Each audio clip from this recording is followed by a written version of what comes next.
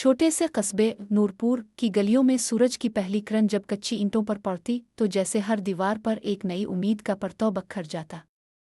پر اسی روشنی میں کچھ سائے بھی تھے جو نظر نہ آتے مگر دل کو چبھتے تھے۔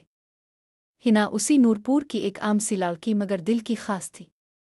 آنکھوں میں خواب، ہاتھوں میں دعا اور سینے میں سچائی کا ایک چراغ لے کر وہ دنیا کو بہتر بنانے کا خواب دیکھتی تھی۔ اسکول سے واپس آتے ہوئے وہ اکثر راستے میں ٹھہرتی، کسی غریب بچے کو بانسری دیتا دیکھتی یا کسی بزرگ کی ٹوٹی چپل جوڑتی۔ ماں اکثر کہتی، ہنا ہر کسی کی مدد نہ کیا کر، دنیا ویسی نہیں جیسی تاو ہے۔ اور ہنا ہنس کر کہتی، امی اگر سب برے ہو جائیں تو اچھائی کہاں جائے گی؟ مگر امی کی آنکھوں میں جو اندیشہ تھا وہ وقت آنے پر سچ ثابت ہوا۔ نورپور میں ایک نیا اسکول کھلا تھا جہاں ہنا کو وظیفے پر داخلہ ملا۔ نیا ماحول، نئی کتابیں اور نئے چہرے۔ ان میں سے ایک چہرہ ہارون کا ہنا کے دل کی دنیا میں خاموشی سے اترتا گیا۔ وہ باادب، سادہ اور ہنا کی طرح خاموش تب تھا۔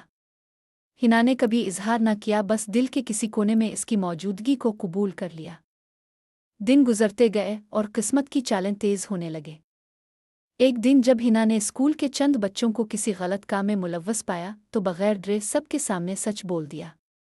وہ نہ جانتی تھی کہ سچ کا راستہ تنہائی کی وادیوں سے گزرتا ہے۔ اسی دن سے سب کچھ بدلنے لگا۔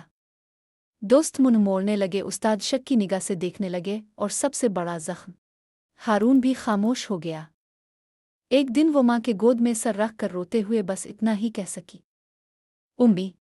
دل نے نیکی کا راستہ چنا مگر راہوں میں دھوکا ہی آیا۔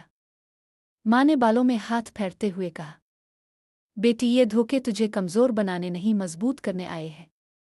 مگر شاید قسمت کی کتاب میں مضبوطی سے پہلے بہت سی ٹوٹنے لکھی تھیں جاری ہے۔ گر آپ کو کہانی پسند آئے تو چینل کو سبسکرائب کریں اور اپنے دوستوں کے ساتھ شیئر کریں۔